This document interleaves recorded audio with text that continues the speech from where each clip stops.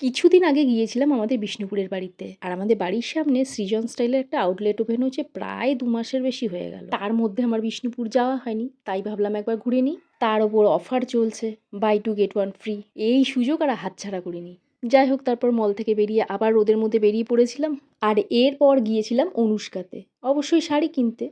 কিন্তু একটা কুর্তি কিনে বেরিয়ে এলাম। ফেরার পথে বাড়ির সবার জন্য আনা হলো লাস্সি, আর লাস্সি পেয়ে বুবান তো খুব খুশি।